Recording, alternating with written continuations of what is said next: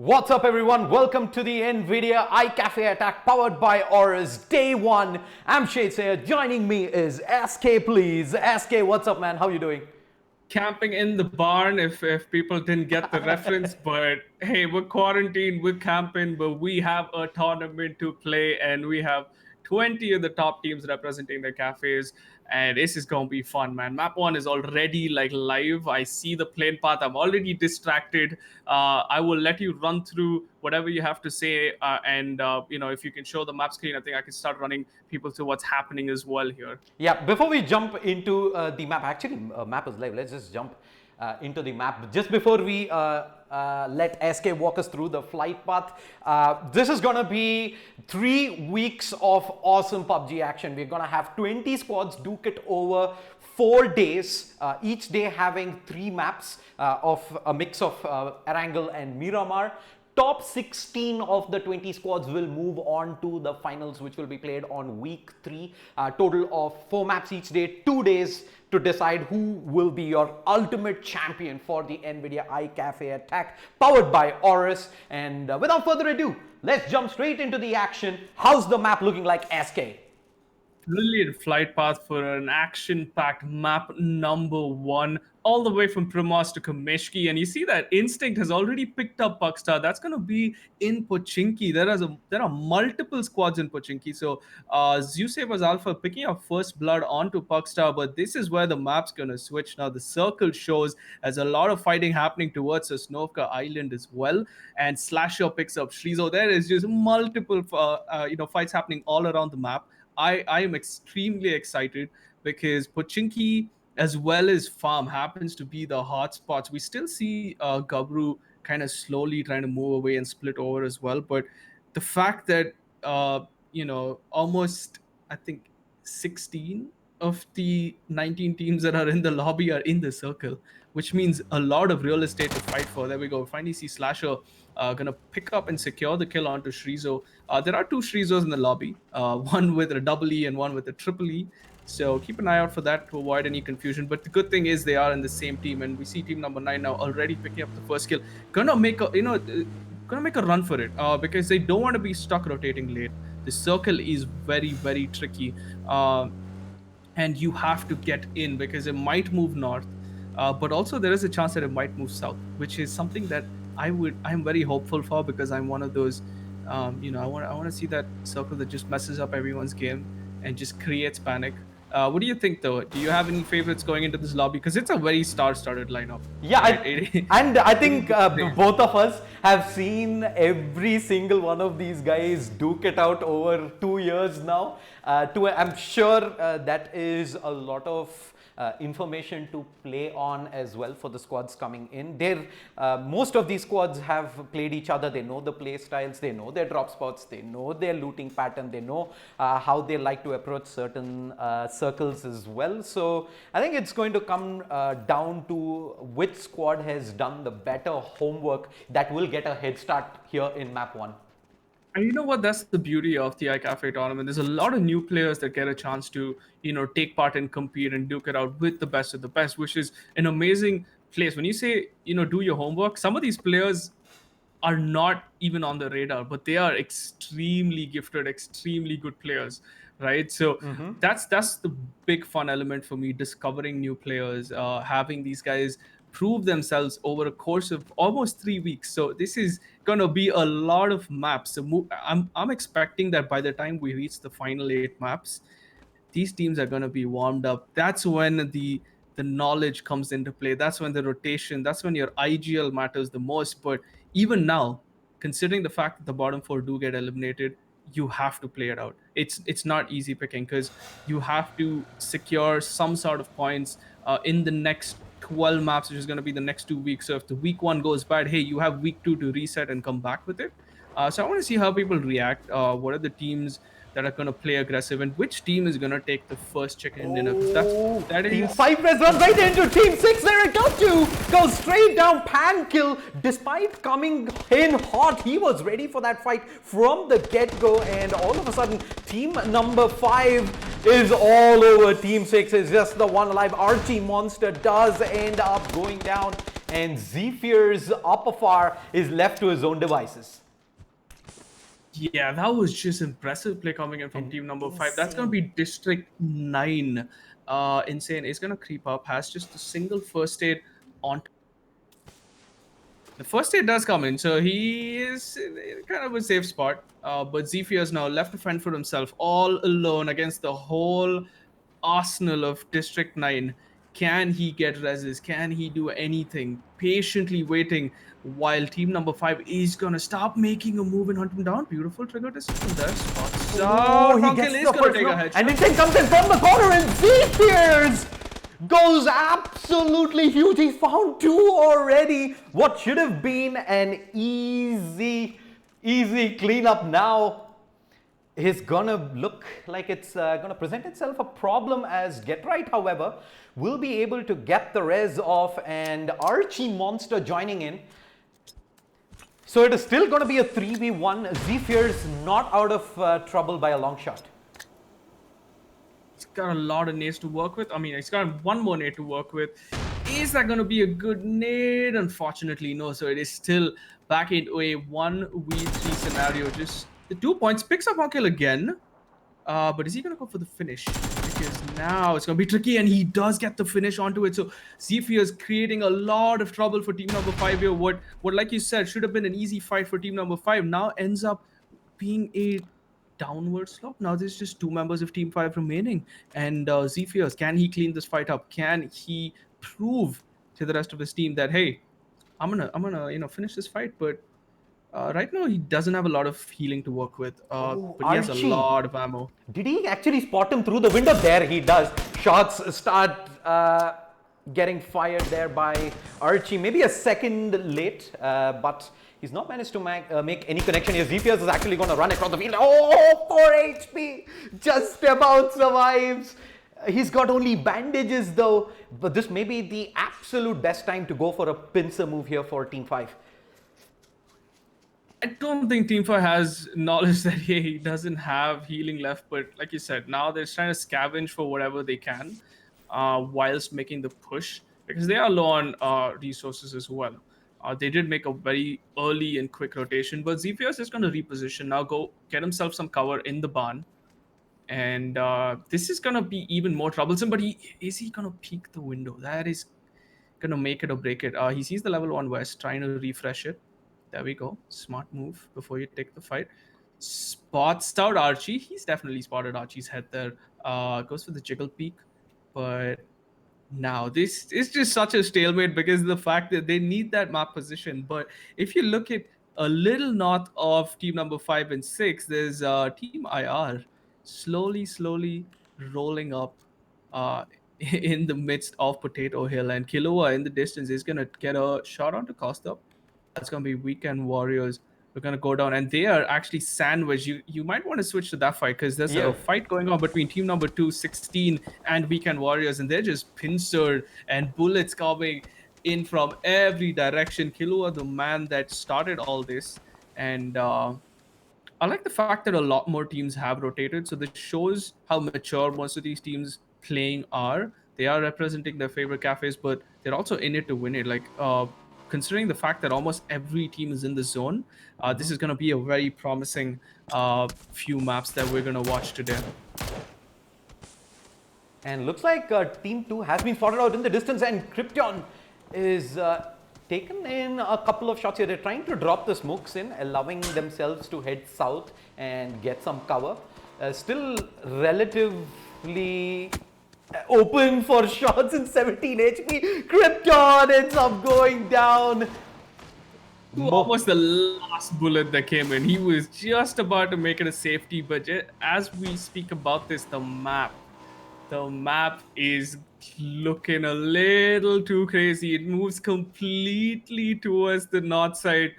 There's just 2 teams, team number 3, team number 20 on the north side of the map, and they have so much real estate. Now you see everyone getting in the vehicles, the mad dash effort. Gabru is going to start moving in. Walnut Minded crew are going to start. IR as well, now going to start moving towards the school compound, because this is the time you have to make the rotation. If you're stuck south and the map doesn't look like it's going to come south, and there you go, a little bit of a panic. Costup is going to get taken out by Beast Official, by the buggy.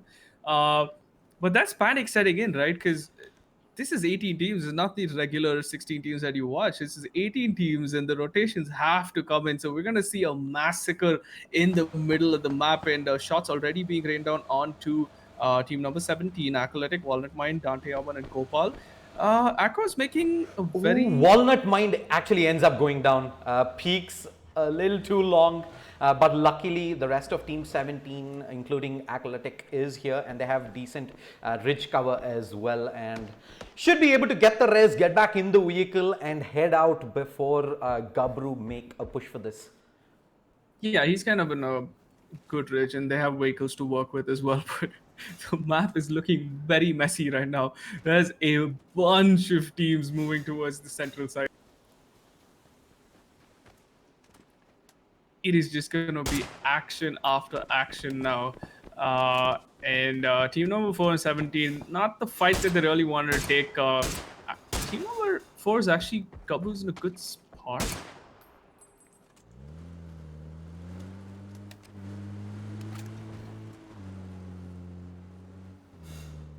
It's going to be Gabru playing representing X-Axis and Weekend Warriors representing Global Gaming Cafe. So both these teams, very, I think I'd say like very good, very well polished teams. They know what they're doing. They played a lot of PUBG, like you said, over the course of 2 years. We've seen a lot of these names that pop out. But look at the rotation coming in from military base. If you notice that is a very late rotation.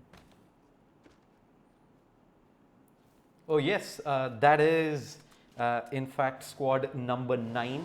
And not... And looks like I think they there's might... another big fight as well. Oh, look at this. They've spotted out squad number 11 straight ahead and the shot is good there from player. Not only does he get unknown player, yeah, that was a beautiful knock coming in from the M24 there.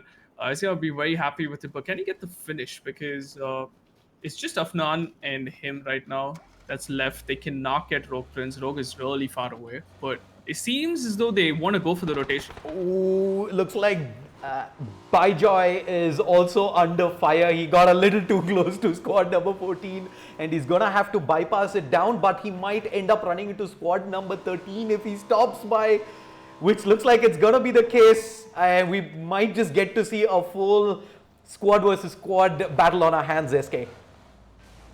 Oh yeah, this is gonna be exciting. Team number 9, team number 13, everyone's trying to take their positions. They have to push in. Team number 13 is the one that has to cross over.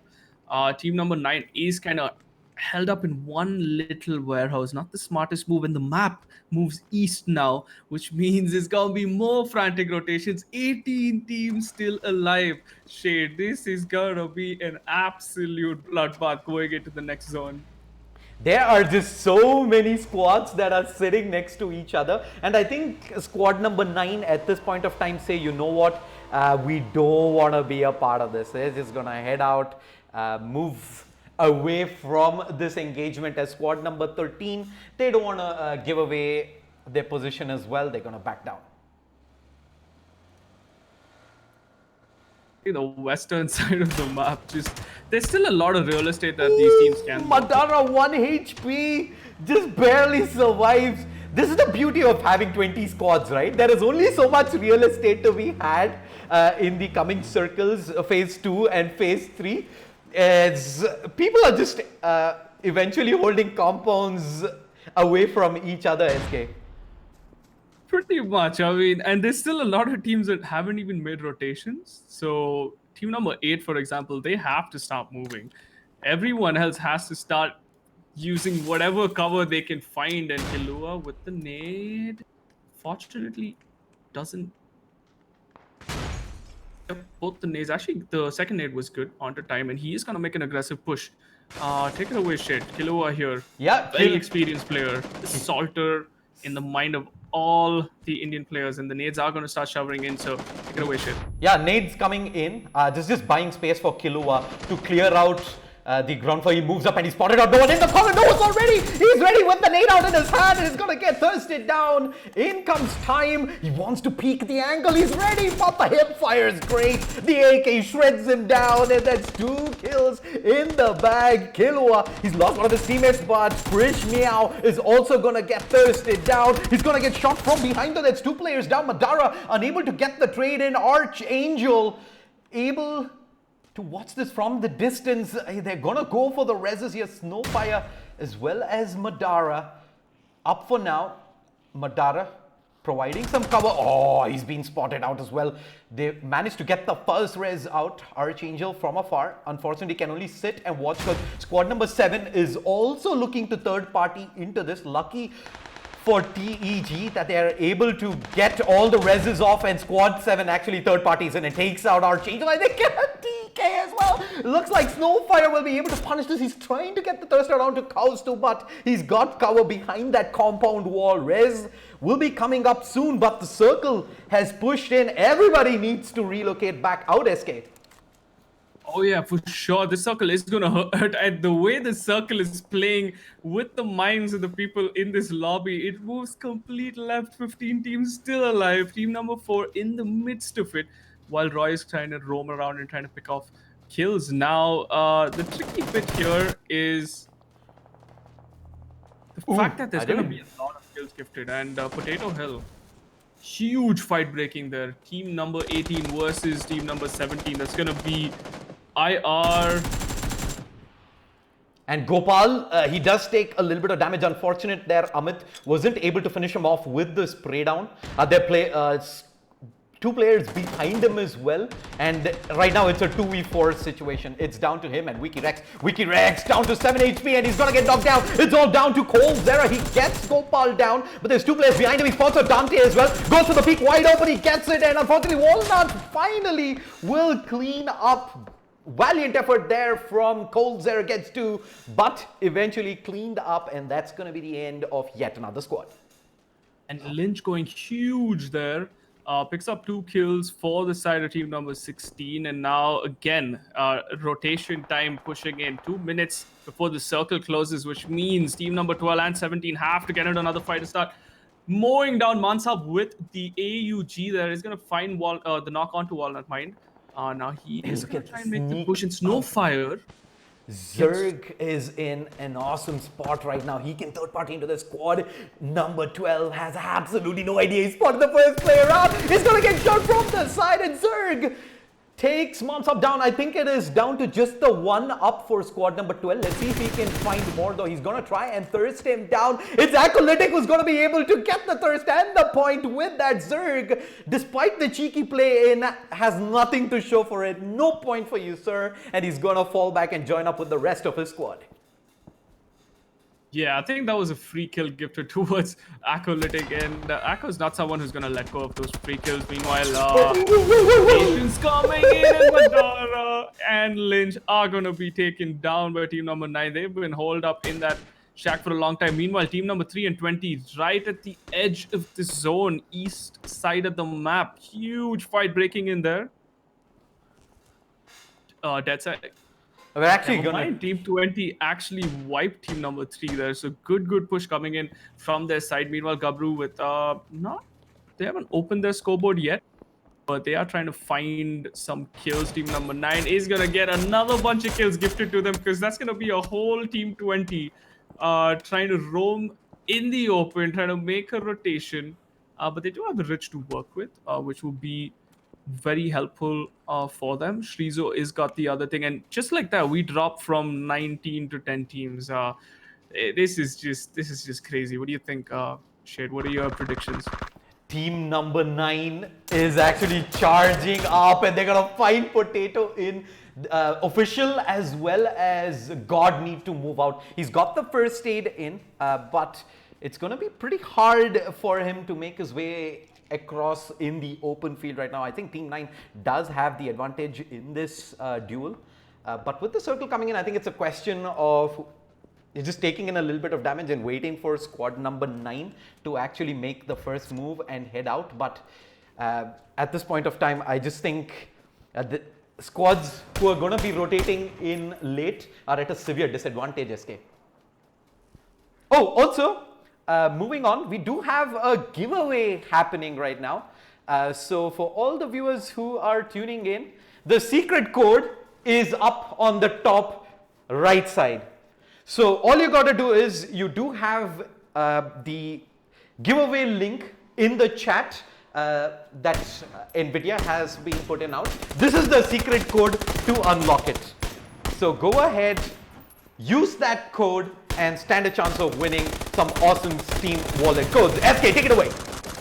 It's a huge fight breaking out between team number 14 and 19, and 14 is just gonna annihilate team number 19 there. That was just a flat out 4v4 push, just was on positioning, and unfortunately team number 9 is gonna go down in 10th, which means it's gonna be the last 8 teams remaining. Now we see team number 7 trying to clean up on what it's a potential fight that they could have third-partied on, but the smoke cloud there is going to make sure that team number 14 gets all the reses through, and they're going to be a happy little camper now, because they're going to pick up all the loot there and move towards the eastern side of the circle. Just a few teams remaining. Team number 5, team number 4, team number 14, 7, 12, and 10. So there's 2 solos, about 2 duos, actually 3 solos, 2 duos, and Gabru. Haven't opened the bank yet, but just as I say that, Waze is going to find Rude Assassin, so team number 14 is going to lose a member, and now a lot of shots raining in towards Killer. Trizo, meanwhile, is going to make himself into the zone, but I think team number 7 has heard the bike crash into the shack there, and team number 14 is going to be eliminated by Gabru Esports. They're going to finally open the bank, and they are in the best possible scenario. They've got 4-man up. They've played rather safe and played for positioning the whole round, so this is just a best case scenario for Gabru. They're playing it safe. They are picking up whatever kills they can, but Roy is...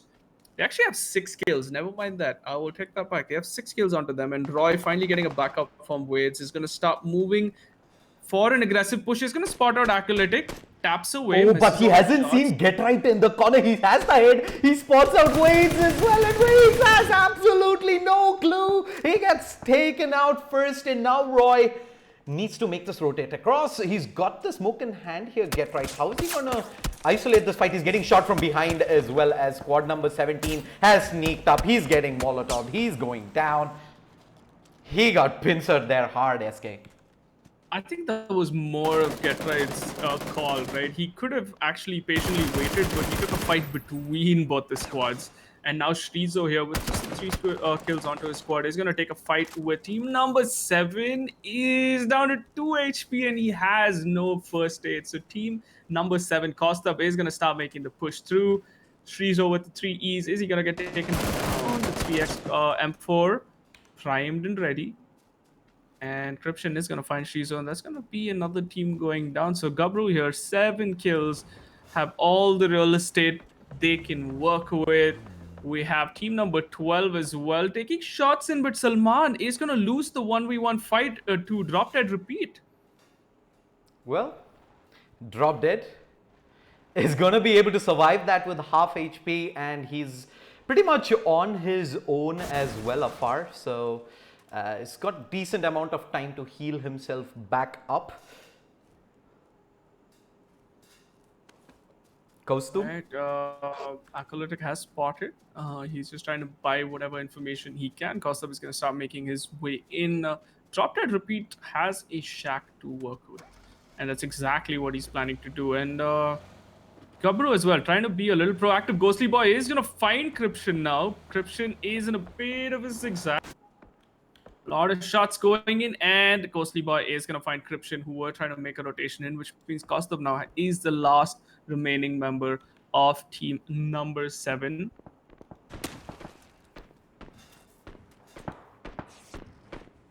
More shots coming in. This is just a cleanup at this point in time. 4v2, v1v1. Where do you think this is going, Shed? Well, this has Gabru's name all over it. It is their map to lose right now. Clearly, the numbers advantage moving into the final phase of this matchup. It is 1v1v1 1v4. So unless some of these solos right now can third party in and put some trouble in the Gabru camp. I think Gabru's got this in the bag. At the end of the day, it is a very experienced squad, so I don't see them throwing away this golden opportunity. And I think Roy spots him out. Pixel spotted, cleaned up, acolytic. You're not hiding from that, son. Yeah, that is just like you're not gonna Roy is someone that doesn't miss a lot of shots, and you give him a peak like that, he is gonna take advantage of it. Now it's gonna be a 4v1v1. They know it. They've spread out, picked up all the real estate. This is gonna be Gabru Esports representing X-Axis Esports Lounge. So just a fitting start. They've just played the right position throughout the map. The circle gods have been good to them. They've had the zone pretty much for almost 6 phases. This is the only phase where they really had to move out, and they kind of picked apart every single team that's rotated as well. And 10 kills is no joke. It is a good start, and kind of sets the pace as well for the remainder of the 2 maps that we are going to be seeing today. Oh, Kaustubh takes a decent bit of beating and gets cleaned up, and well, He actually dropped at repeat, which oh, is I really think it good is as done. well. Ah, there we go. They spot him out. They clean up. Winner, winner, chicken That dinner. is, yep, that's gonna be map one. Gabru Esports repping X-Axis Lounge have kind of secured the map one. This is the team to beat. Dropped at repeat as well. Good play there. He picks up 3 solos in the end in second place, and then we got Weekend Warriors as well. In third, they have a bunch of kills towards their name, but unfortunately, the rotation was punished by Gabru. So fairly explosive start, which is, I mean, I would say more chaotic than explosive. Start, the rotations were just off. It was just insane to watch. And towards the end, it kind of got a little slower, got a little mellow, and Gabru Esports is gonna walk away with the first map of the day. Yeah, that was, uh, I'd say, a lot more action than I expected at the beginning. Primarily because in map ones of usually long series, right, you see squads take it a lot more safer.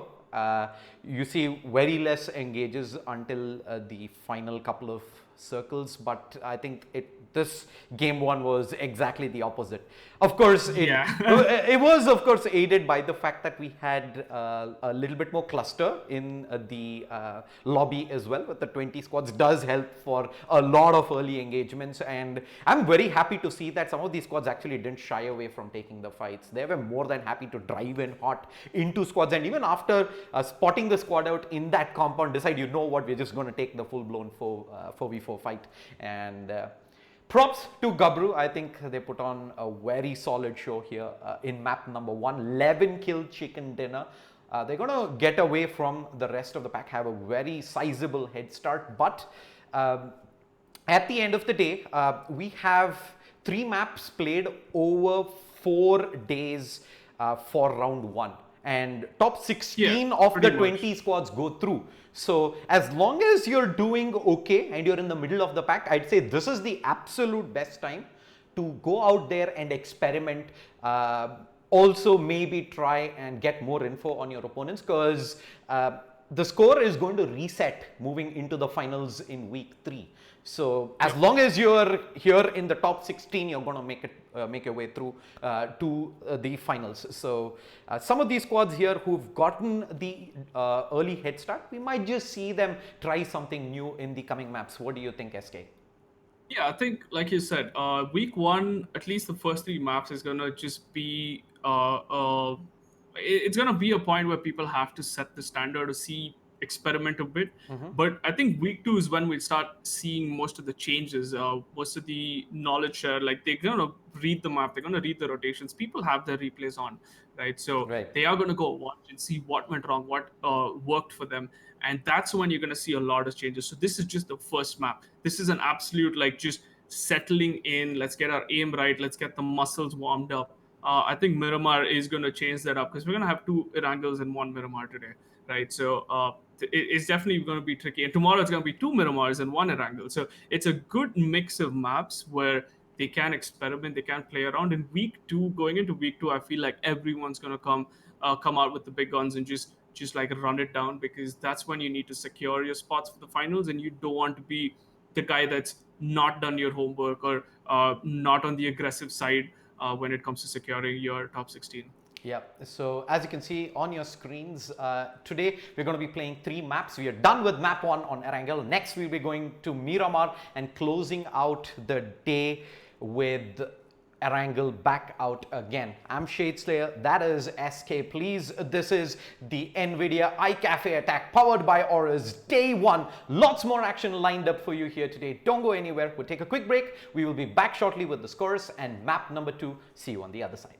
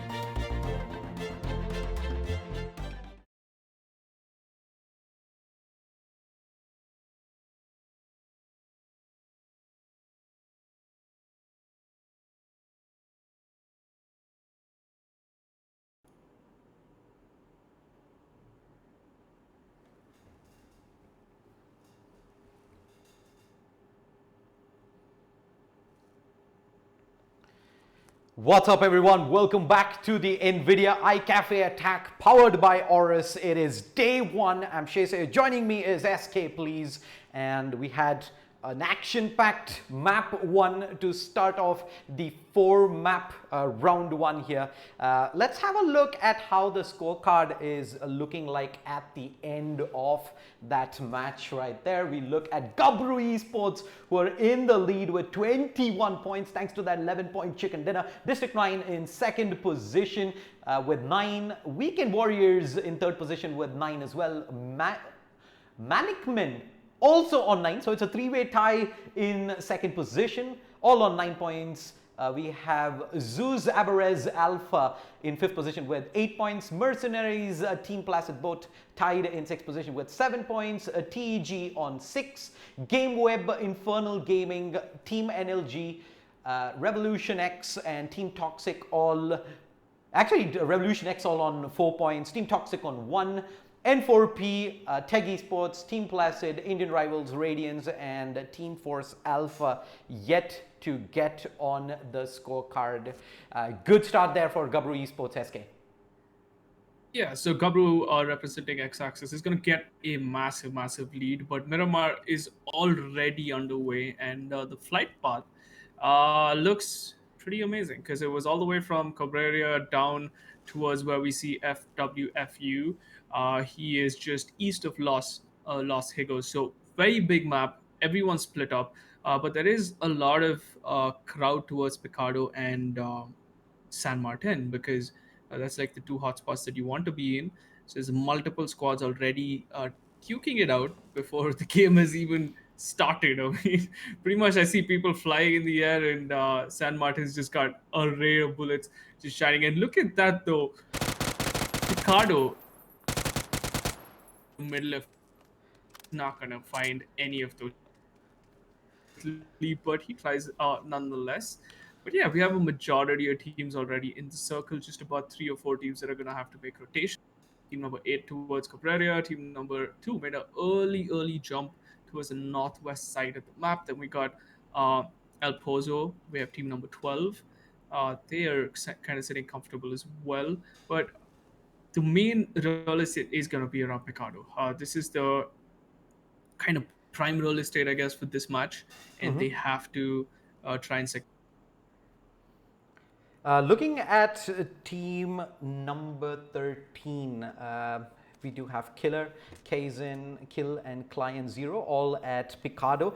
They're just about touching distance away from squad number 5. Squad number 5 last time around decided to take a very early fight, and unfortunately it was a 1v4 situation where they got themselves into a very tricky position, eventually having to disengage from that 1v2 fight after having lost 2 extra players.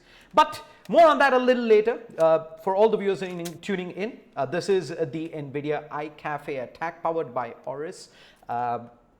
If you're playing PUBG or any other action title out there, FPS does play a very big part, and having better frames gives a sizable advantage over your opponents, and the best way to do so is equip yourself with the latest RTX cards by Aorus. And not to forget, if you want to take full advantage of the high FPS, what you got to do is pair that up with a high refresh rate monitor from Aorus as well, and the two together is, I'd say, a recipe for success, SK.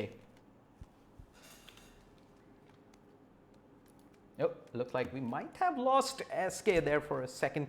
We're going to stick on and see what's happening with Archie Monster here.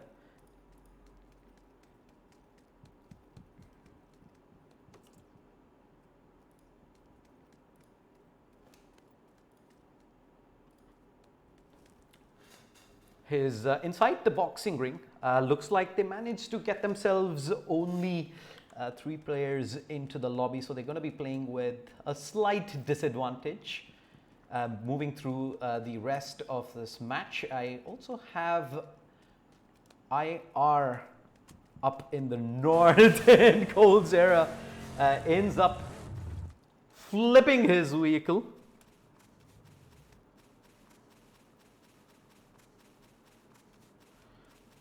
is gonna have to let go of that vehicle and wait for ARPS and WikiRex to join back in. And lucky for him, he's got himself a buggy waiting around the corner.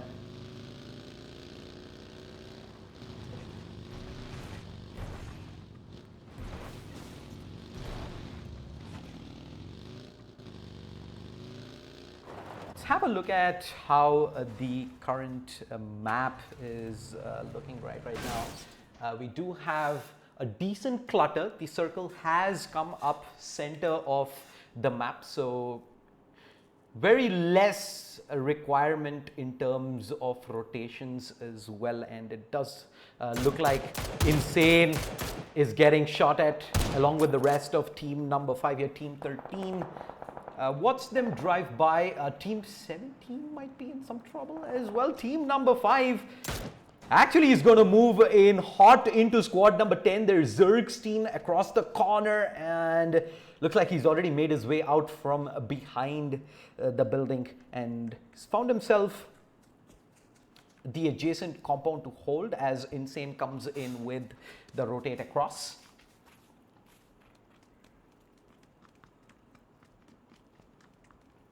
They're coming in together. Let's see if Zergstein is going to be able to survive this. It's going to be a hard push, and he is pretty much stuck inside the building right now. He's going to have to isolate this into multiple duels, and with 3 players coming in through the bottom, and Zergstein gets taken down. 1-for-1 trade, but Insane was able to not only cap the kill, but will be able to res out pan kill here as well. Early kill going to squad number 5 there. Squad 17, center of the map, are also seem to be getting ready to take an engagement by the looks of things. I'm gonna stick with Insane at the moment. Keep an eye on and see if the rest of Drop Dead and squad actually want to come in on this. They're sitting inside the building right now, or squad 5, and squad 10 I don't think is very much interested in pushing in hard for this.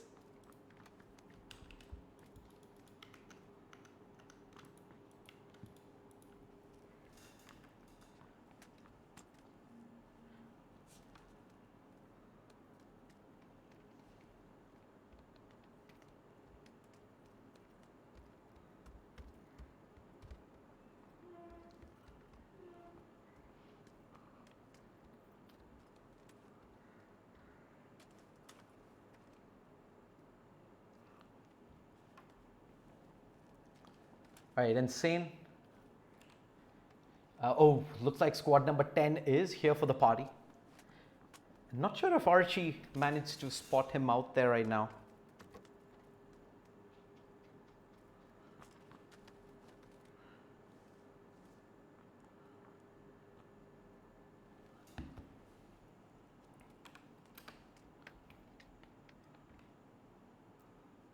Let's have a look at the aerial view. Ooh. Looks like we do have early action going down. Let's jump on over to,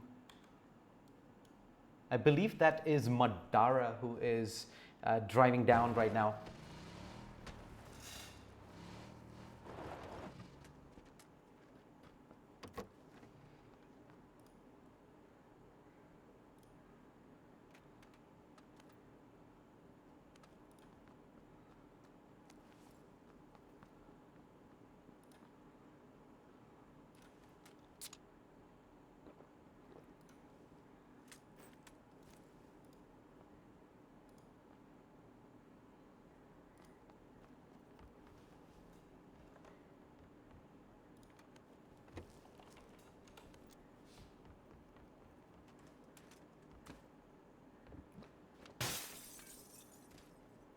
Just going to take a moment to try and get SK in. Do stick around. As, yeah, it does look like Madara managed to find his way in to an awesome place. SK, are you able to hear me now? Is it better?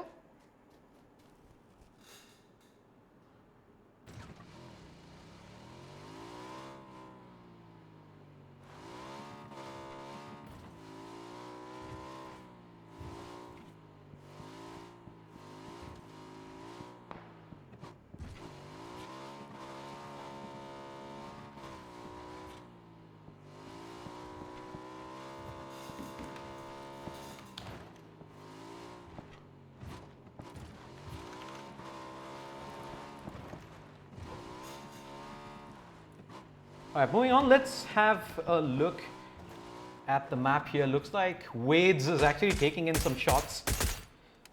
We'll be able to fall back in for cover.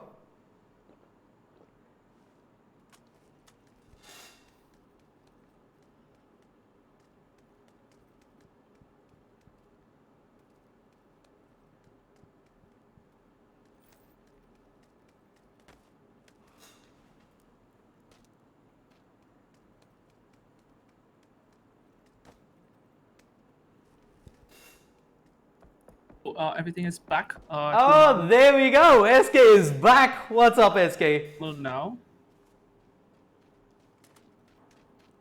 So yeah, I mean circle. Let's have a look at the circle. SK, walk us through it. Yeah, no, no gods are favoring any of the teams. Everyone's being punished this time around. We see the mad rotations again. This has probably been the most fun, is just watching the rotations come in and watching all the chaos unfold right in front of us. And that's what's going to happen now as well. You see a lot of teams from the northern side now moving further towards the southern side. Chumasera, however, is not even touched. That is just crazy to me. The fact that Chumasera is just completely empty, and that's a lot of high ground wasted as well. So any team that's smart enough to move through these, I think should be able to have a very dominating position going into the circle at least. Yep, does look like squad number 2. Konwav comes in hot. Did take quite a bit of shots there from squad number 5, but luckily he's going to be able to take a quick pit stop inside and head back out and reposition. Does look like squad number 7, however, does have the high ground advantage above them and might get tricky here if they do hang around for too long. Also, oh, he spots out Beast Official. Instant double headshot, and Mojo also gets hit pretty hard. Tags onto both players right there, and he's gonna continue to hold the angle. He's gonna back away, let the rest of his teammates maybe join in from behind as well. He is pretty isolated, so if he does end up going down, he's gonna put his teammates in harm's way. He's gonna sit back, see if any of the squad 7 players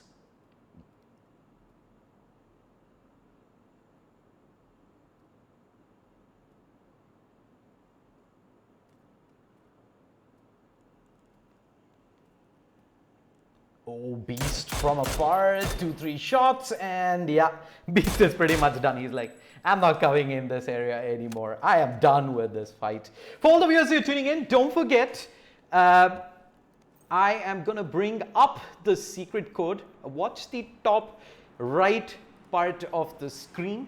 There is the giveaway happening on chat. All you got to do is enter the secret code, and you will stand a chance of entering the raffle where you can walk away with some Steam wallet codes. The announcement will happen later in the week for the winners on the NVIDIA Instagram page, so don't forget to follow them there as well.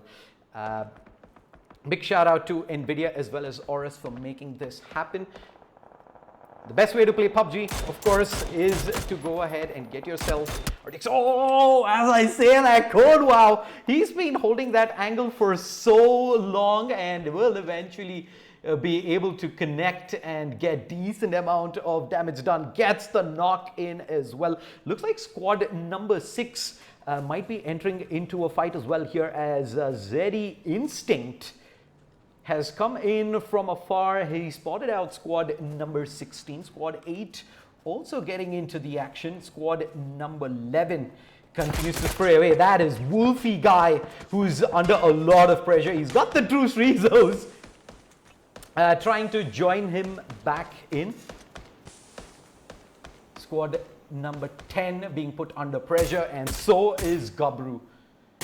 Gabru wants to join into the party as well. They've got 2 knocks in. They're trying to thirst out the knock player. There are 2 more shots with the SLR is going to be able to achieve that drop dead. Also under fire from Wades, but looks like he's going to be able to drive away does get lucky. Squad number 5 though, not so much.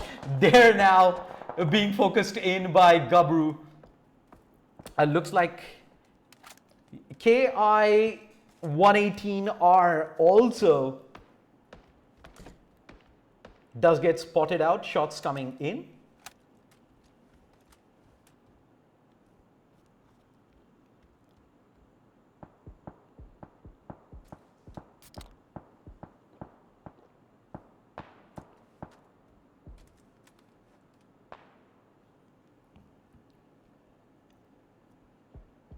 Killer is keeping tabs on the whereabouts of squad number 5 as squad 13.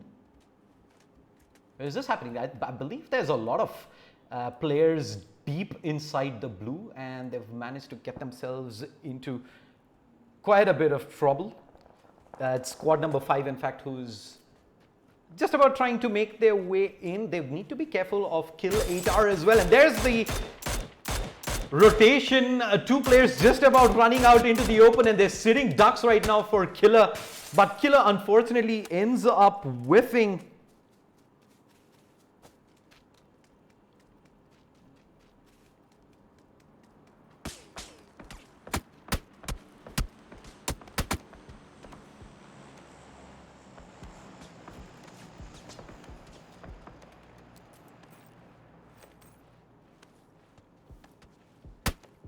Oh, he does get taken out. Killer out in the open. He was, yeah, in a lot of trouble. Squad number 7, meanwhile, do have squad 2 and the rest of him coming in.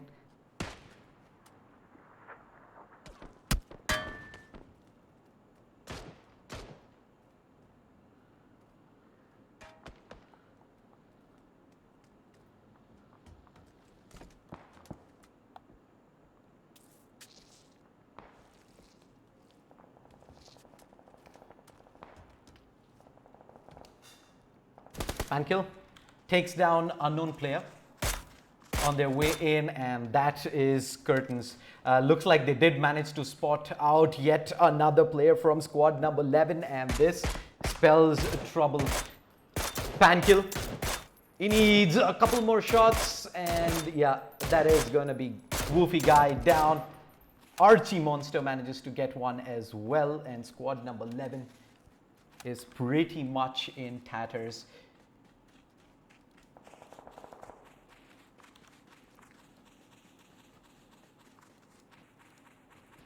This is a situation with Roy here.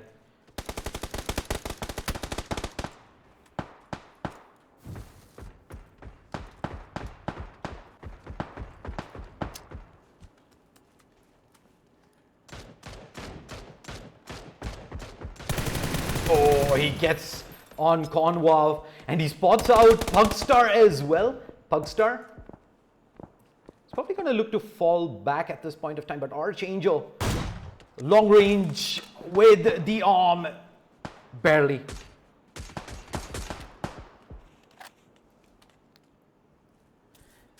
Barely long range. Misses the shot right there, and all right, SK, can you hear me now? Is it so better? much better? Back. There we go. As Roy continues to land in with the shots. Right, we focus on the fights, and I will take it away for you. There you go, Gabru. Roy has the... Yeah, he has the AWM. And he's got... Oh, Shrizo. Meanwhile, continues to get some work in onto... I do believe that is squad number 16, TEG above. The long range nade in. Oh, does connect back Shrizo. Damage can break run. Oh no, that was rough. The second Shrizo. He's gonna try and come back in with the smokes drop, but let's see if TEG actually give them an opportunity. Right here, Shrizo is getting third partied in from behind by Pankill. Turns back across. Couple of shots do connect, and he is in the blue right now. Needs to be making that rotate back in quickly, but above, both players suffering in, taking in a lot of damage, but he did have the medkit. He heals back up. Pankill able to get the heal out as well, and looks like Trizo is not backing away from this. Pankill, meanwhile, able to thirst out FWFU7. He spots out one of the players from squad 16 and he gets the full thirst out. He wants more. He wants everything he can find at this point of time. Continues to move back in, and looks like he wants to take the full fight. There you go. With the mini, secures the kill. Meanwhile, Excellent, pinned in, is taking in a lot of shots.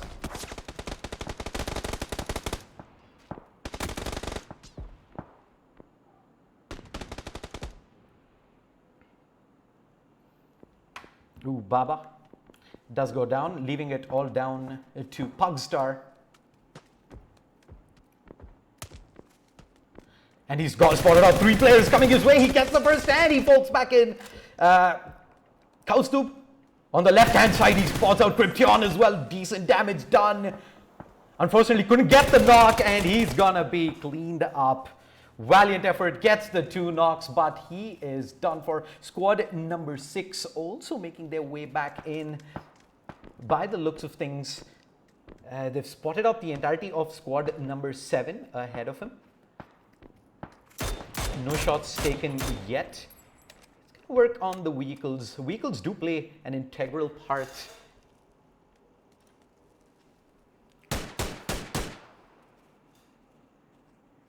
of Miramar in being able to get some cover out in the open.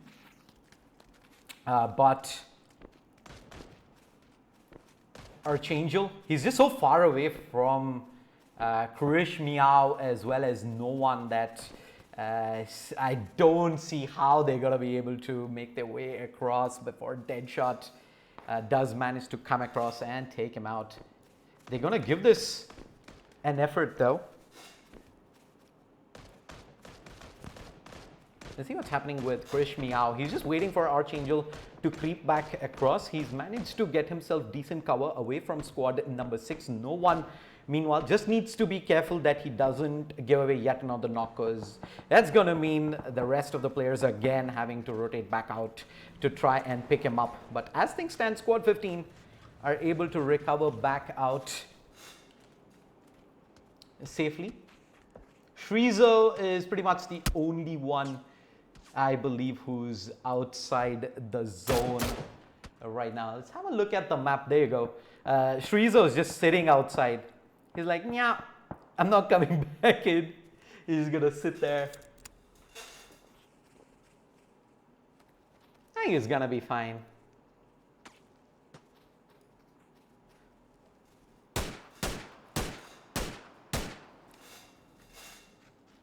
Squad 7, Squad 12, Squad 6.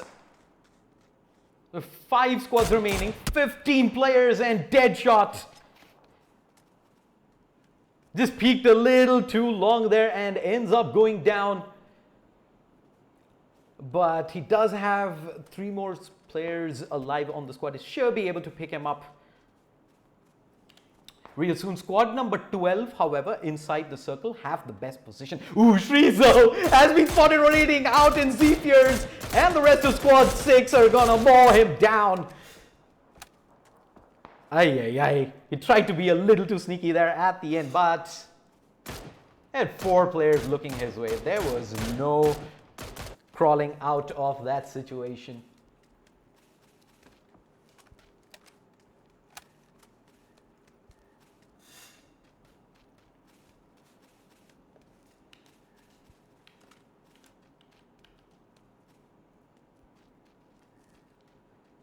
Zephyrs is trying to sneak back across and maybe get closer to squad number 12. Squad number 7 is pretty much doing the same on the other side.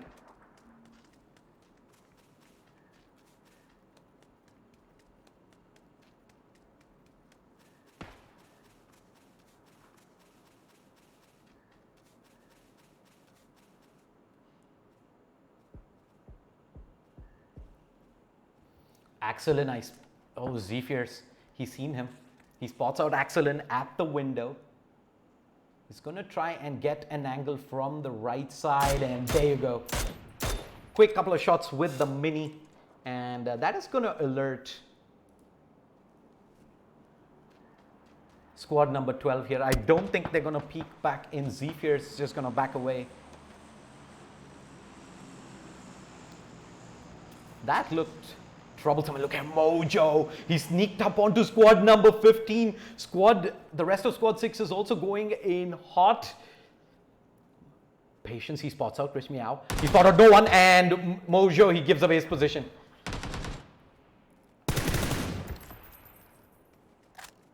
Needs to be careful. There's a good chance squad 12 can third party in as well. He's just going to drop a smoke to get cover from one side. In comes the drop as well. Again, for viewers tuning in, don't forget to participate in the giveaway happening in chat. I'm going to bring up the secret code one more time. There you go. Use the secret code to go on in and participate in the giveaway in chat and stand a chance of walking away with a lot of Steam wallet codes. All right, moving on. Shots being fired up at Mojo as eventually he does get spotted out by squad number 6 from afar. Squad 6 is going to try and juke and jive and try and make their way in. Axel needs to be careful though. Mojo's been keeping tabs on him for quite some time now through that window. But I think they've got an immediate problem with squad 6. Nice break coming in from TSN near. But there are 2 more players straight up ahead in this very building. Yeah, I can't make it in. And it is down to Zephyr. He's going to be getting cleaned up. There's a full squad down. Krish Meow, on the other hand, has also managed to sneak up onto squad 7. But little does he know that Mojo is so close. And he's looking the other way. Mojo is going to make a meal of that spray, but eventually takes out Krish Meow and gets the full cleanup. Well done indeed. Bringing it down to just the 3 squads alive. 9 players, 3v2, v4 right now. 2 players being squad 15, Archangel, and no one.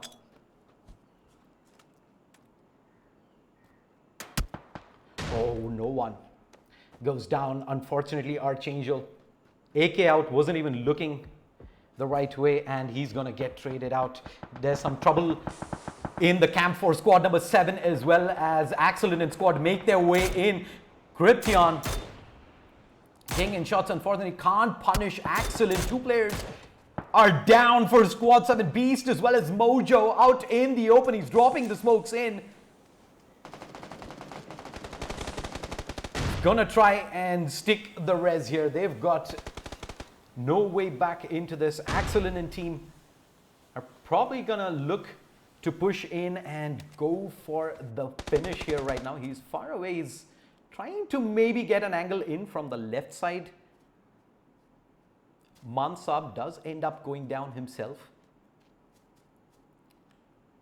Maybe a small window here for squad number 7 to make this push in, but they've been greeted by squad number 15. Nice shots there from Beast as well as Cryption, and unfortunately Archangel can't really peek for too long either. The blue is coming in. They've got to drop the smoke. They need to move up, and Salman gets the first knock in. He's going to try and heal this Beast official.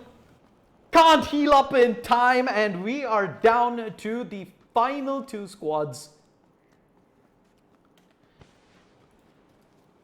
Archangel taking on 2 players, in fact 3 from squad 12. They're all charging in. He's managed to get the res and no one, I don't think, has time to heal back up. He's gonna have to wing it with bare minimum HP, and there you go. Mansab also spotted out. Shots with the SKS, no good. And that is going to be squad number 12 taking the victory here in map number 2 of the NVIDIA iCafe attack powered by Aorus. Look at that scorecard. Lot of kills coming as well. 10 kill chicken dinner. Absolutely massive. And coming in second position, Archangel and team. It's just the 3 kills in, but they do manage to get second position, and with that 6 points on the scorecard as well. 4 kills in third position, Kaustubh K, Mojo, Beast Official and Kryption. To close out what has been a pretty action-packed game number 2 as well. Shout out to NVIDIA and Aorus for making this happen. If you guys are playing PUBG, the absolute best way to do so and get an advantage over your opponents is to use the latest Aorus RTX cards. Get yourself a high refresh rate Aorus monitor, couple the two together, and you should be well and truly on your way to getting a lot of success in not just PUBG but other FPS titles as well. This is Shadeslayer. Hope you guys are enjoying the stream. Don't forget to follow Aorus as well as NVIDIA on their Facebook and Instagram handles. There will be a lot more giveaways happening throughout today as well as the rest of the NVIDIA iCafe attack, the winners of which will be announced later in the week on the Instagram handle of NVIDIA India. So don't forget to follow all the channels. This is Shadeslayer. We'll take a quick break. We will be back shortly with the scores of map number 2 and go into the final map of the day on Erangel to see who will be walking away from day 1 in the lead and who will have to give chase to the rest of the pack on day 2 and the rest of the first round for the NVIDIA iCafe attack. Don't go anywhere.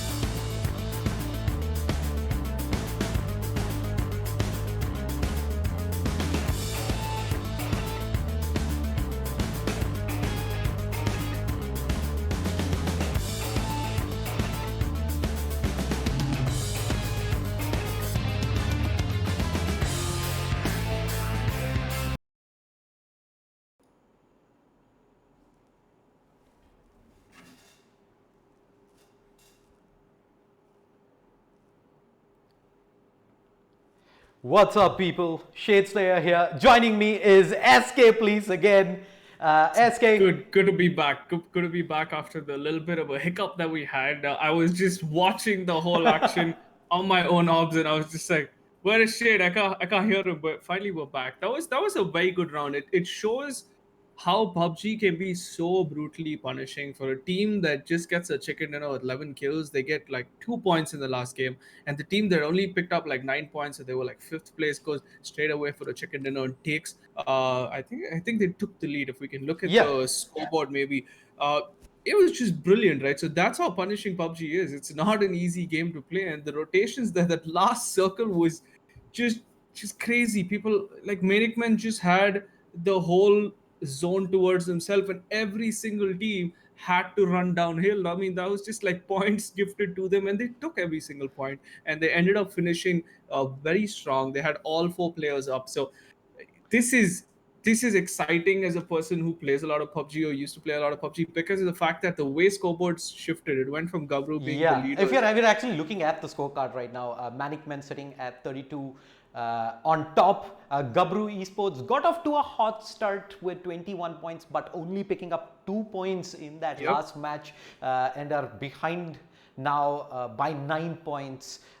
Weekend Warriors in third on 19 points. District 9 and Placid both tied on 14. Team NLG with 12 points. Tag Esports as well as Zeus Aberez Alpha sitting on 10 points each. We have Mercenaries, N4P, Infernal Gaming all tied with 9 points in 9th position. We have Task Force Lambda on 6, Team Toxic on 6 as well.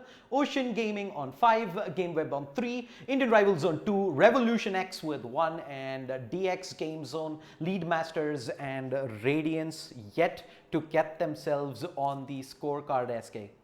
Yeah, so we got 70, 71 connected, and that's just going to be another crazy map of Erangel. So it's do or die, man. I mean, now people are getting used to it, but I like the fact that day one has 2 different chicken dinners already. So clearly there's not a single favorite. But the fact is, this time around, you can focus a lot more on the observing, and I will take away that little burden that I gave you last game. All right, Flight Path is actually live. Let's jump into the map. This is going to be map number 3, Erangel.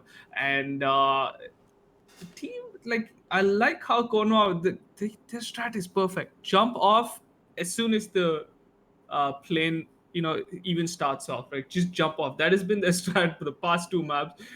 They haven't come close to a top 5 yet, but hopefully they can secure the zone this time around, because the one thing about jumping the zone early or jumping the zone late is you can't really reach the center.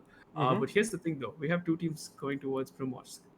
They are going to fight for it. This is definitely going to be a fight. And then we have a bunch of people moving towards the farm area as well. I think you should keep an eye out on Primorsk, considering the fact that we're actually going to jump there straight up. Primorsk and Aparts are the 2 places where there are actually going to be fights that are going to happen, because the rest of the thing is just going to be probably solo kills here and there. But Apartments and Primorsk are the 2 hotspots where the fight are definitely going to happen. And Kaizen, starts off the account there towards the apartment complex.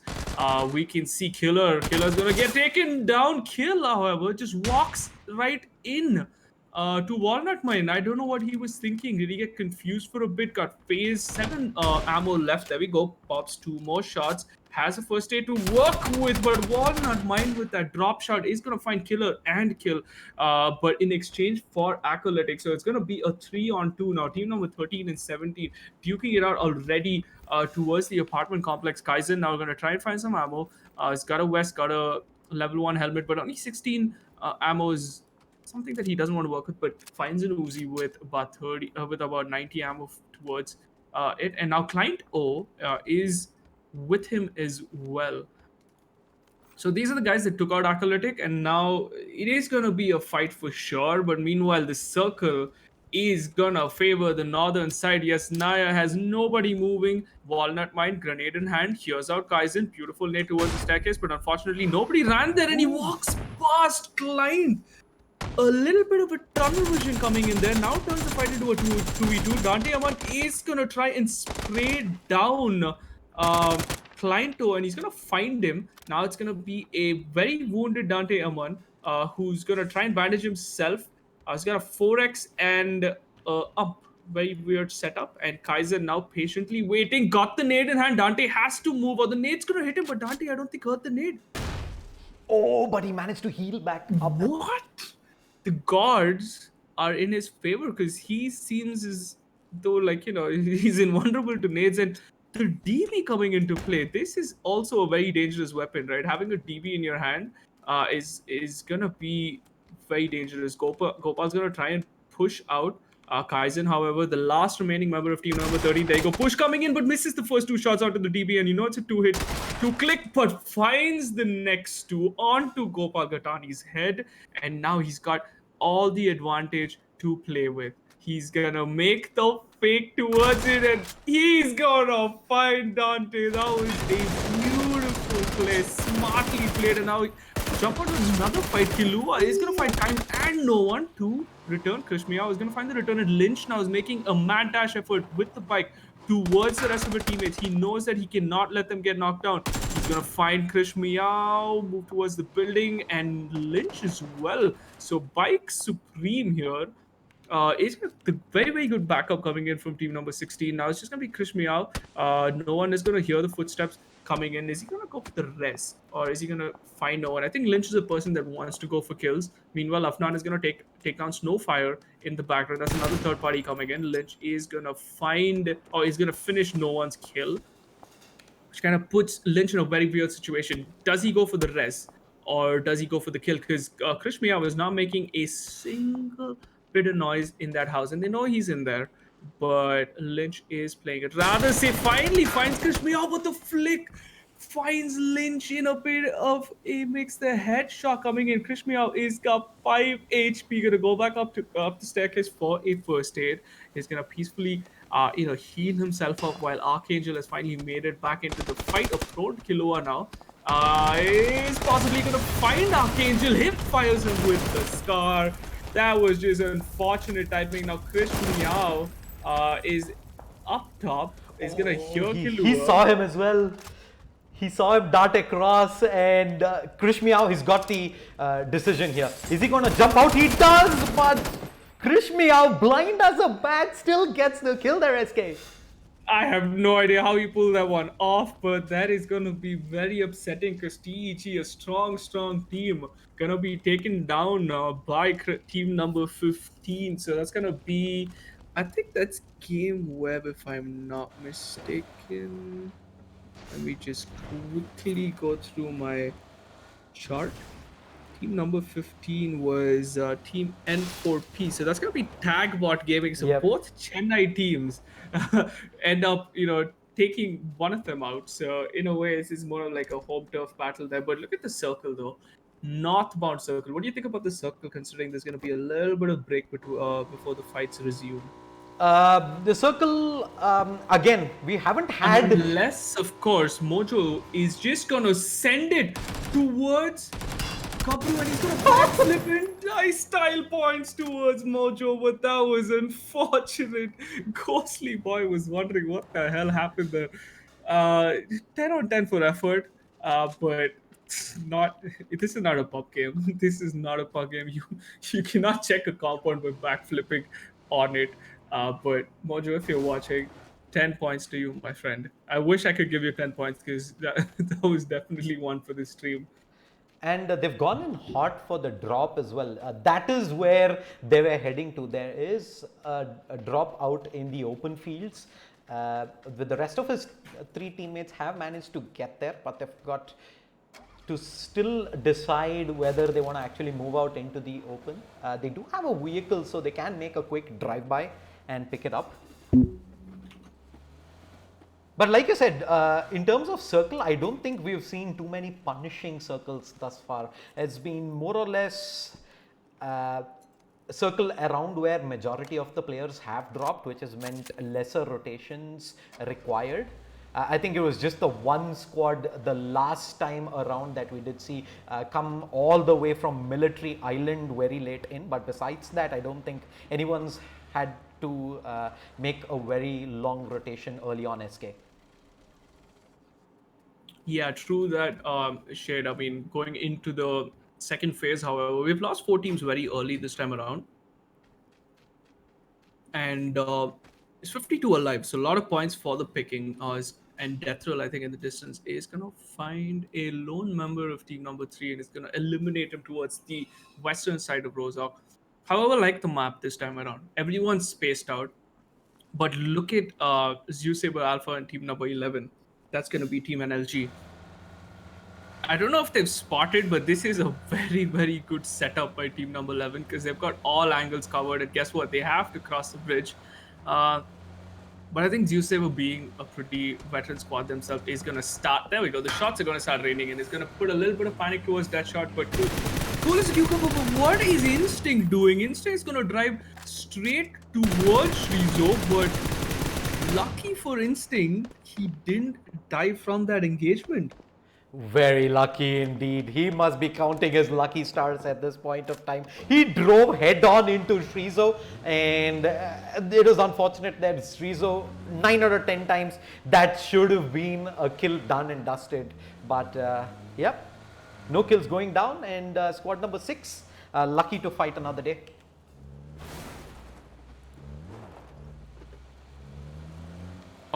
True that, because Instinct should have gone down there at any different scenario. If there was another gunman with team number 11 in that compound, I think he would have gone down for sure. But Zephyr is there showing us a little bit of parkour. Let's take a look at how the map is situated now. It's gonna move towards the eastern side. Again, the amount of rotations that teams have been, the teams have to make has just been very brutal. It's just been super crazy for all these people here. And team number 5 is gonna try and hold the edge. Kabru has got a split going. They've got a 3-1 split going. Bit of an unorthodox split here, because you let Roy kind of camp a whole compound by himself, because if he does get rushed, it's gonna be a 1v4, which is what most of the teams here are doing. They're ready to take the fights. They're not really stepping down from any of this. And now as he dropped dead repeat, he's actually going to take a compound for himself. He's gets split from his team, because it's going to be Zergstein and another person in the car that's going to move to central, whereas drop dead had to stay and heal. And now we see Zeusabers Alpha has made that big rotation all the way down. Krish Meow is going to get shot at like crazy, and he's going to crash right next to Zergstein, but they don't spot him. They don't spot. However, but Zergstein is in so much trouble. He's driven into an entire swarm of players, and if he decides to stop here, squad number 2 is not too far away. Fights are gonna come thick and fast here for squad 10. Yeah, but the fact that this compound was gifted to team number 10, it's going to be Infernal Gaming, right? They're the ones representing a Rodal gaming launch for Bangladesh. So the fact that they get this compound gifted is very brilliant, because they didn't even have to fight for it. Yes, they drifted a bit, but that's all they did. Look at Deadshot, however, their third teammate, is very split up. He was in a buggy, he got shot, he got disabled, and he's stuck there in that compound all by himself. And now Zeussaber Alpha. Oh no, that is so unfortunate. Punkil actually finds drop dead repeat with that mini 14 and suppressor, and guess what? There's not a single member of team number 10 even close by. And now he's going to take a lot of shots towards Zeussaber's Alpha. Punkil, does he realize that's the whole force of Zeussaber? Because Deadshot has moved rather close to Punkil, and Punkil's actually going to move away. All right, Insane is going to go and pick up the kill onto drop dead. Look at this though, Instinct. They're all really close to Punkil. Does Punkil even realize this? Because this can make or break it. Look at Punkil's position right now. He's gonna hear all the shots coming in. He's heard them all. He just needs to peek over the ridge there, and he's gonna have 3 players in front of him. He spots out Zephyrs, switches to the mini, but he's got 2 more players, Instinct and Deadshot, who are just on the other side. 3 players all grouped up. He can do some serious damage to squad number 6 if only he peers over the corner, but he's in 2 minds and looks like they're going to be able to get into the vehicle and head out. That should have been punished at this point in time, but Punkil, I think, was a little too patient, trying. And he's also in a bit of a situation where it was going to be a 1v4 if he peeked down. So ideally what he did was smart, and they did lose 1 player already to a disconnect. I think it's Getright who didn't connect to the lobby. So in a situation like that, I think it was ideal. And again, team number 10, even though they lost drop dead, it can be really happy with that compound. Kabru, however, hasn't even made the rotation towards Mansion. And you can look at the fear in all these players' eyes, right? Nobody's even rushing Mansion. It's an empty real estate just left for the taking. So what's happening here is all the compounds that you generally would shy away from. Nude Potato is getting shot. His car above 50% of hit points, but he's gonna find a ridge and get away. A lot of ammo being expended here, but Afnan is gonna find Nuke Potato and Dead Sex there. The damage was actually done by team number 12, Manic Men, but Afnan is gonna pick up those 2 kills. From the side of team number 8, that's gonna be Game Web from Chennai, so they're gonna get 2 free kills gifted towards them. And now Manic Men are gonna say, you know what? You stole our kills. We're gonna get a knock onto you in the form of Rogue Prince. I'm surprised Gabru is still staying towards the western side of the map. I get it. There's a lot of kills coming their way, and they have a high ground. But oh, an M16. So Roy is accurate not only with the DMR, but seems as though he's accurate with an M16 as well. And the eastern side of the map, the side that you barely see any fights, has about 3 teams kind of split up there. We got IR, we got team number 14 and team number 20. It's gonna be Team Toxic. All right, before we move on, we're just going to bring up the secret code on the top right part of the screen. Go ahead, use that code, enter the giveaway in chat, and you can stand a chance of winning some awesome Steam wallet codes. That's the secret code. It's FrameZones Games 247. Write it down, enter the giveaway. All the best, guys.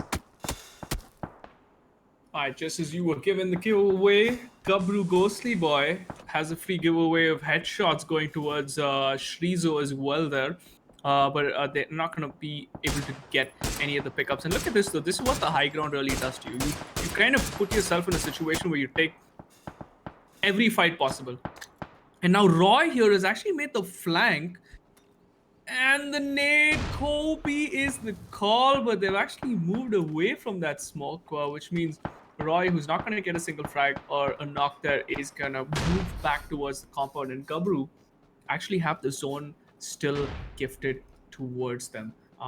Team number 10, team number 9, team number 2 as well. That split is pretty impressive. They've got 2 very prime compounds. Team number 9 is going to be really happy about this. They've got a very central compound. And Gabru as well, right? They still have the Hill House, but where do they move from here? Because the central part, all the real estate's taken. You really have to go out in the open. There you go. Get right. The member that disconnected is finally out of the game, but team number 5 still 3-man strong, kind of making themselves, making their way towards Mansion. And then we have Kaizen as well in the distance. He's getting shot like crazy. And Killer happened to pick up a Groza, or a Graza, as people like to say. Meanwhile, Konwa is going to find FWFU, who's almost like there was no respect there because he drove straight into the compound and there's a lot of action happening. Deathrill is now going to find some action as well towards Coil Zero. What is the HP on that Jeep? But he is going to jump out and he's got a ghillie as well. So that was really close. Does he know that team number 20 is really stalking him? Now he does. There we go. He's got the M4 in hand. He's also got a level 3 armor, but the nade goes for the nade. SJ official, yeah, he's gonna be caught with the nade in his hand. Not the angle that, you know, not the play that he was expecting, but he's gonna get taken down. And now Deathrill is going for the chase at God as well, and Deathrill is gonna get in a 1v1. Deathrill is someone that doesn't really lose 1v1s. He's gonna get a free frag, and that's gonna be the end of team number 20. We're gonna go down in 14th. Meanwhile, team number 5 have actually made it to the forest, or the one house behind Mansion. Encryption here as well. Team number 7, edge of the zone. Do they know that Krish Mia was right next to them is a real question, because Krish has sneakily made it out towards that compound. Now we see Salman Patelia got the SLR. He knows for a fact there's someone in the compound right behind him. Team number 11, a bit of a 5-way sandwich going on almost. They've got Gabru on the west. They've got team number 9. It's gonna be Mercenaries on the right. What is Mercenaries up to? I mean, have they fired any shots? By the way, squad 8 is getting pushed in. They've already lost 2. ZE does have the numbers advantage coming into this. Nades coming out though. Fears, it's just gonna take some time healing at the back. The nade doesn't make its way across. Unknown player is slowly bleeding out. I don't think a blocked or Prince can go ahead and rescue him, and there you go. He's gonna get cleaned up by that shot. Yeah, I don't think they were going to go for that. It's suicide at this point going for that res. But guess what? 2-on-4, not a real tall task for Rogue Prince and Blocked, but Zeus Sabers Alpha is a team that's going to push and we see some brilliant angle coming in there from Rogue Prince. Not the angle you would really expect, but he made it work. He still opens the door that's kind of broken, but panics a bit, whips the grenade, and now Zeus Sabers Alpha have to make this push. Blocked is going to find Z-Fears. The nade primed in the hand of Rogue Prince. Rogue Prince kind of notices there is a person on the wall, Blocked as well. Gets the zoom in. And look at this though. The push has to come in. I think they've smoked off their wall, and Deadshot is going to make... Deadshot is in a very good position. He's got the flank all the way around the house, so he is going to create a bit of a problem for these guys.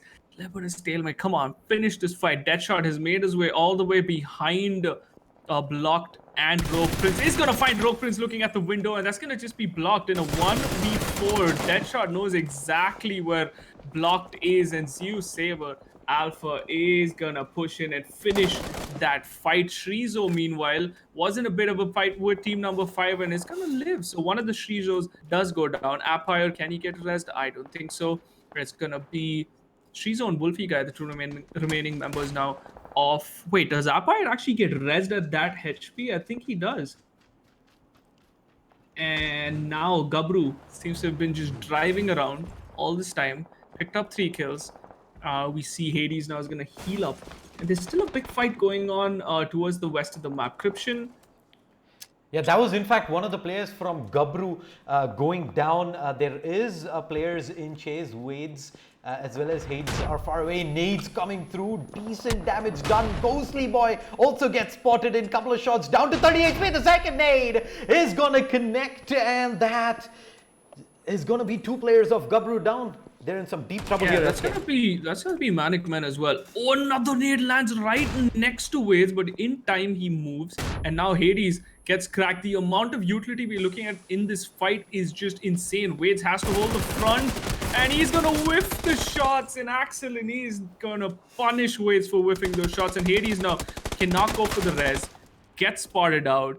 And I think this looks like the end of Gabru again. 4-man strong Manic Men pushing towards Hades. Hades is making a run for it. Meanwhile, there's trades going left, right, and center. Hades is going to find one, and he's going to finish him. And Axelin finally takes out Gabru. And they're going to go down in 8th place after a very brilliant performance in the first map. Gabru is going to go down in 8th again this time around. Meanwhile, team number 18, this is going to be IR. IR is the team representing X-Axis Esports Lounge. They've lost 2 members. Team number 2 is actually... Let me take a quick look at this. It's going to be Ocean Gaming.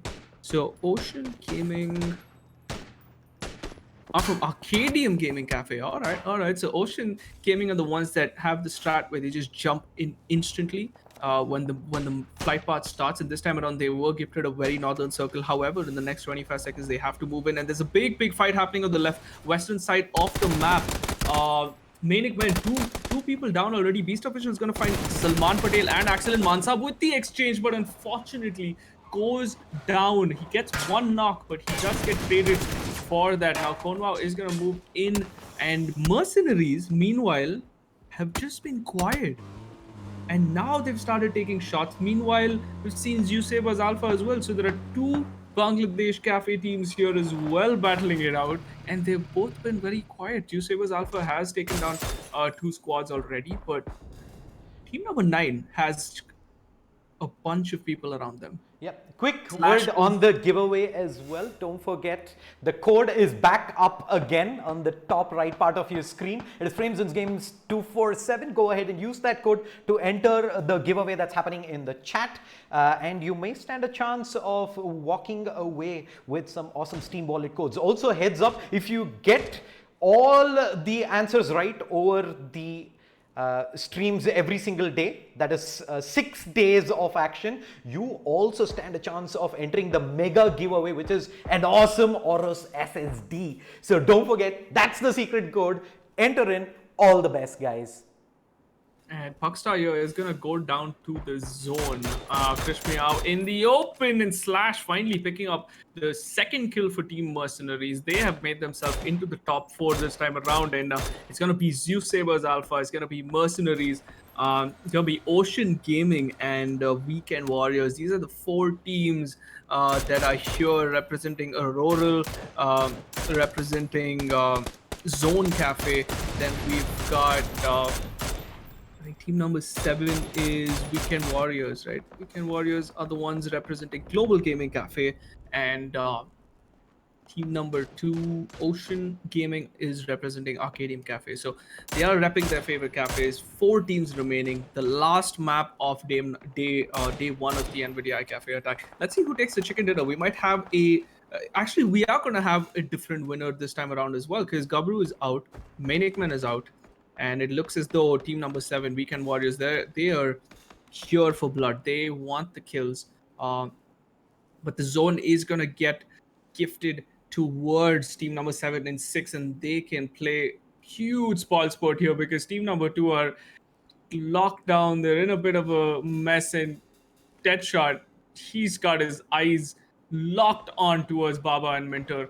And on the other side, they are getting shot from Cryption. Cryption is going to find Instinct, but he's not going to get the finish because of the ridge that's in the favor of Zeus Sabers Alpha. But team number 9 now, Beast Official. I want to see what Beast Official is doing, because he's the one that's going to be the danger man here. Ice is fairly close to Beast Official, and I don't think he spotted him out. Yeah, I'm sure Ice is getting a lot of audio cues in as well. Beast Official has been taking shots at Ice's teammates thus far, and timing's going to be key here.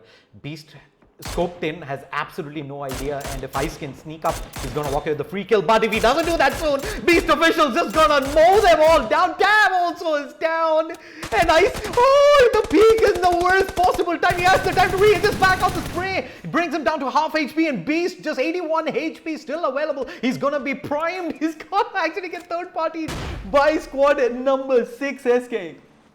Zeus Saber Alpha, man. These guys have got 7 frags already, and they are just hunting Minter Buns down. I don't know if Minter is going to... Oh, he's not going to deny himself, and Zephyrs is going to find the 8th kill. So it's going to be Zeus Sabers Alpha versus team number 7. That's Weekend Warriors. This is Auroral Gaming Cafe versus Global Gaming Cafe. Your final 2. Let's see who gets the chicken in a drop as well, favoring the 4-man strong Zeus Saber Alpha.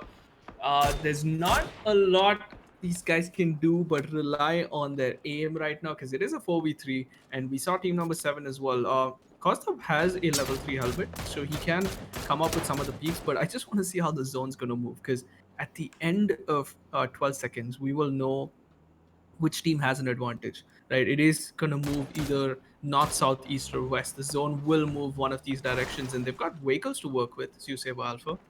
And there we go. It's going to go towards Weekend Warriors, which means... Wow, if you look at the terrain at this point of time, it doesn't look good for Zeus Sabers Alpha. Just as I say that, Kostab is going to have a late game Car 98. It's been a while since I've seen a sniper being used in the last circle, and boy oh boy, it is a treat watching Kostab get that sweet headshot. 9 kills onto Weekend Warriors as well. So both these teams have been fragging a lot, which is going to give us a very varied scoreboard again going after the map 3 finishes. Let's see which team can close this out. Is it going to be Weekend Warriors? Is it going to be he spots Zephyrs out. Alpha? The shot, body shot connects him down to 65 HP. But Zephyrs continues to drop the smokes. He wants to join up with the rest of his teammates, and Zephyrs...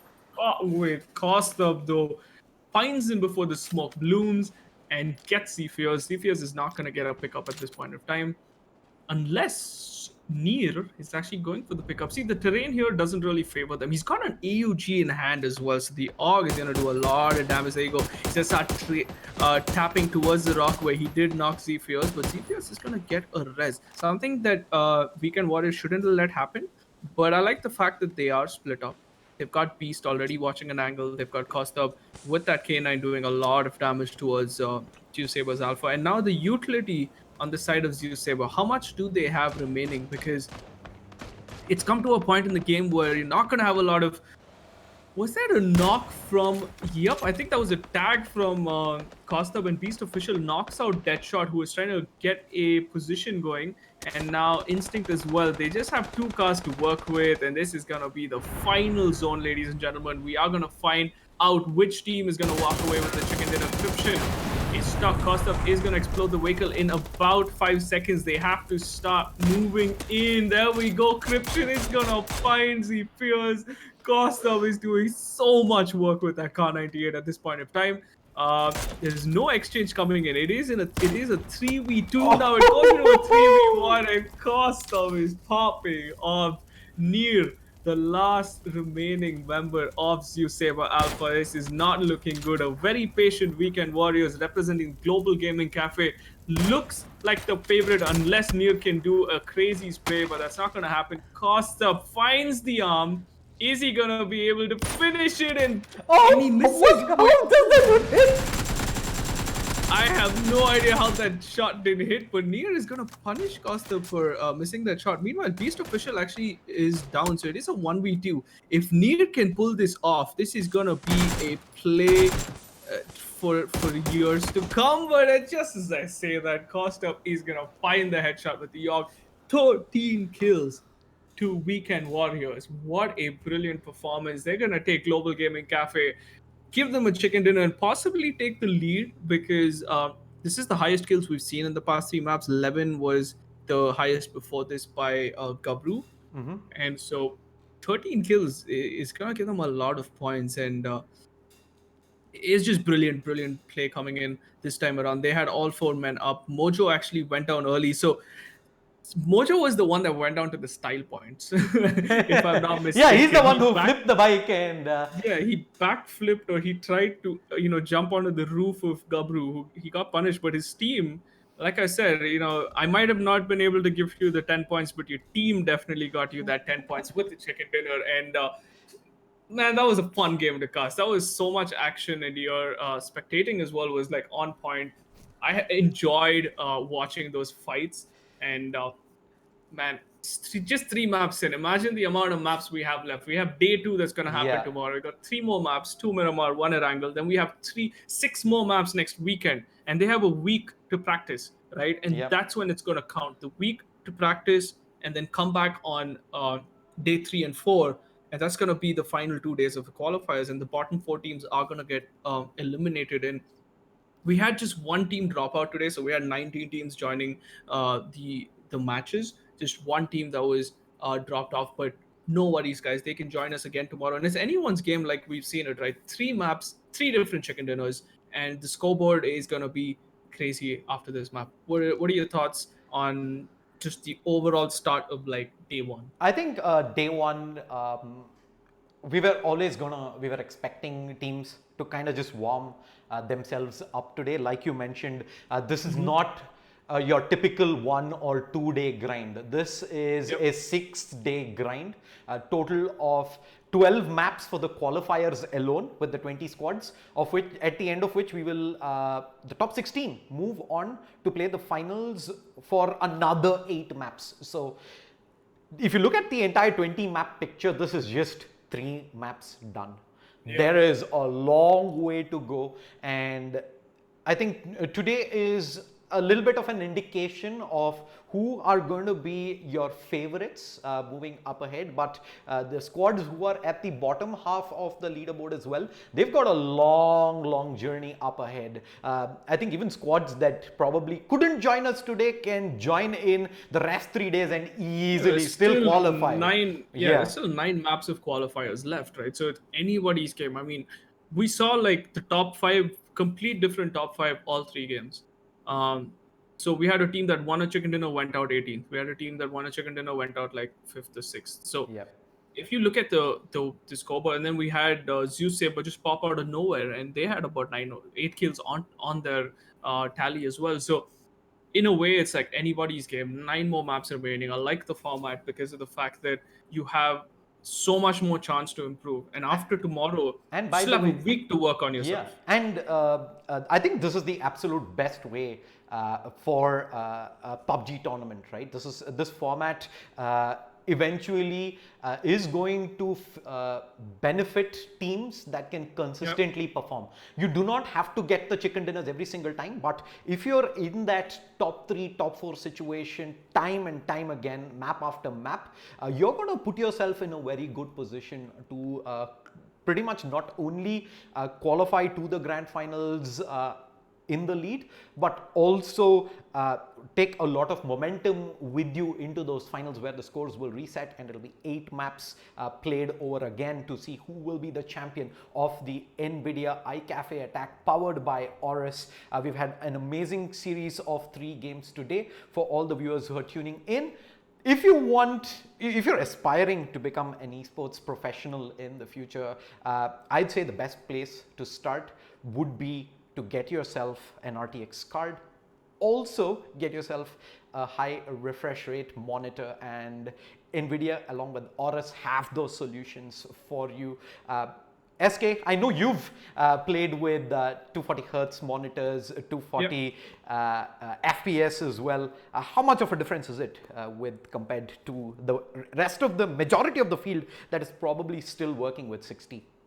Yeah, I think so. Looking at the current thing, also I just wanted to point out that all the code set frame zone games, which is again what you really need at the end of the day, right? A 60 hertz player, you are going to be on the back foot. You want to have a 144 hertz as a standard now. I think that is what everyone has as a standard. 60 is no more. 144 is the standard, and then 240 hertz is just buttery smooth. But you also need, like you said, a right GPU, a right PC setup to support that. But games like CSGO makes a huge difference. Games like PUBG makes a huge difference because it just feels so much more smoother when you like move around, and having high FPS, I felt like a huge difference, right? At a home setup, I have a 140, but at the office, you can enjoy a 240. So it's basically night and day sometimes. So the 140 from a 240 switch, like you can notice it, but the 60 to 144, my God, that is just like, that's a very big it was a whole new world. And I think over the years, especially in the last 2 or 3 years, I think before that, 144 hertz was sort of a luxury, but today it's an absolute necessity. There is a very big jump, not only in terms of frames, but also in terms of the refresh rate and how fast you get to see your enemy and how precise you're able to take him down as well. So big shout. And it's not just for like, it's an esports. It's just in general, it's an overall better experience. It's the right experience, right?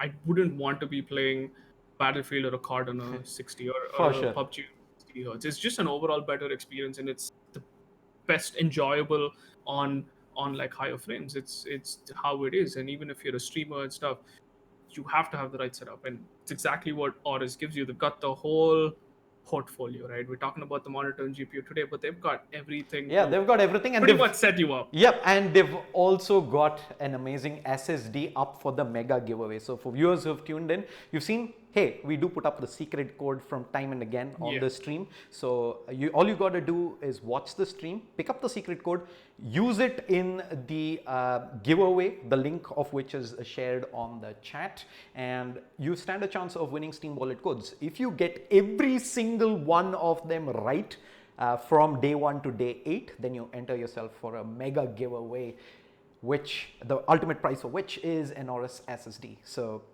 all the best for all the viewers who are tuning in. Thank you so much. We are not done with the show just yet. We're going to take a quick break. We will be back shortly with the scorecard to see how the squads have spread themselves up after day 1 of action. I'm Shadeslayer. That is SK, please. See you folks in just a bit.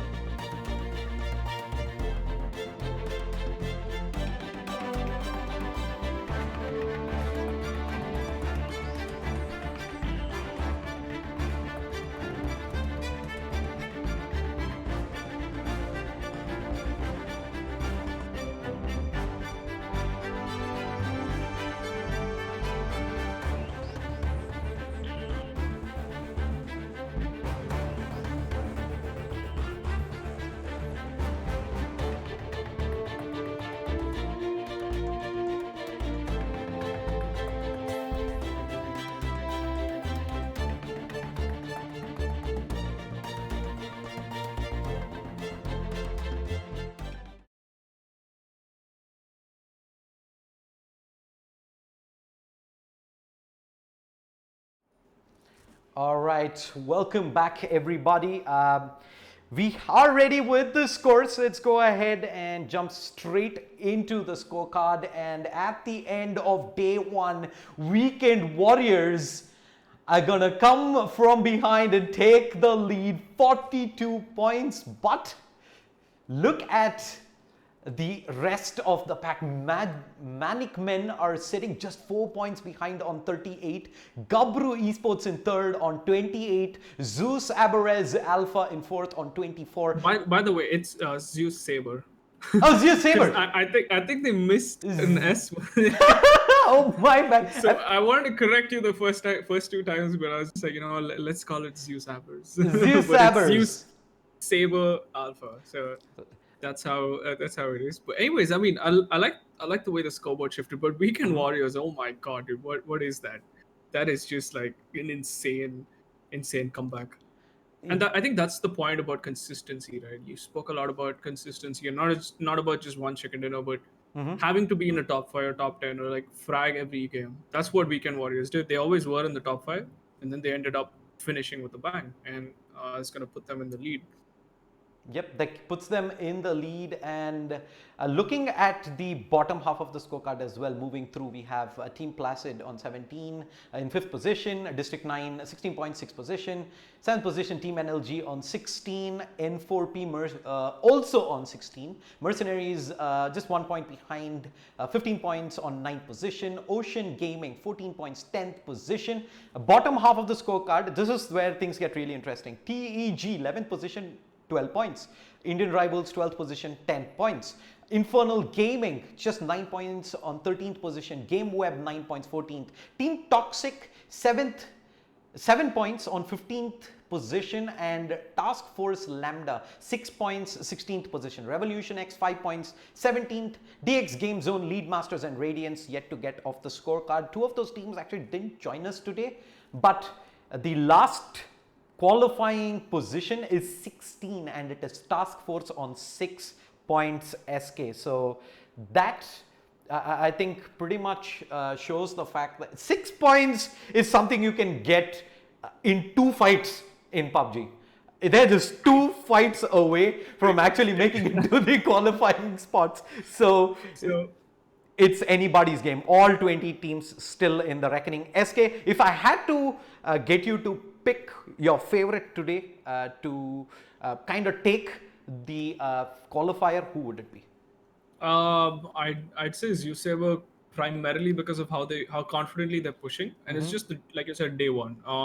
So it's a close between Zeus Saber and Manic Man, because even though Weekend Warriors had a very explosive round, Manic Man were always in the tough situation. They always came from a bad fight, and they still ended up picking up one win for themselves. So I feel like that way these two teams are fighting it to get to the position that they're in.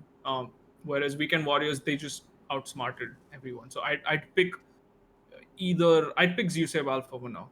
Yeah, I think I'm But going. Maybe tomorrow I change. Yeah, PUBG always. You really can't. Yeah. Okay, we should pick one for tomorrow, and I would say for tomorrow, Weekend Warriors. All right. Let's pick for day, because the whole thing, there's still a lot of maps remaining. There's a lot of maps. I think I'm gonna go with. Okay, I'm stuck between Manic Men and Gabru. I've always found Gabru to be a pretty consistent squad. Always find themselves in that top 5 situation, and I think I'll rest my case. I'll say Gabru is going to come out guns blazing on day 2. We will resume the action live again tomorrow at 2 p.m. With 3 more maps coming your way. Today we pretty much finished the day with Erangel, Miramar, and Erangel. Tomorrow we switch it up. It's going to be Miramar, Erangel, and Miramar played out for day 2. So all these squads, congratulations. Nice day of rest. Probably most of them are going to go back, play, and practice more. Watch back the WODs. There's no way they're resting. I see a lot of people already sitting in the same rooms, possibly like talking about the game, which is a good positive. Like the fact that a lot of teams did stay back and not instantly leave. So, good luck to everyone that is going to come back tomorrow, and viewers as well. Like you said, keep an eye out tomorrow, 2 p.m. More giveaways, more action, and support. I mean, come out, support. Everyone's at home. So stay safe, watch the streams, and hopefully you guys have fun. And make sure you leave a like on the video, make sure you share it, and so your friends who missed it can watch it again. And if you have any feedback, it's the comment section below, and we will note down all the feedback. Yep, and don't forget to follow NVIDIA as well as Aorus on all their social media handles on Facebook as well as Instagram. Hit that like button, hit that follow button. NVIDIA India will of course be announcing the winners of the giveaways later during the week on their Instagram page. So go ahead, check that out. We're pretty much at the end of day one for the NVIDIA iCafe attack powered by Aorus. I'm Shade Sayer. That is SK. Please, we will see you folks for day two tomorrow at 2 p.m. Until then, keep gaming. Peace out.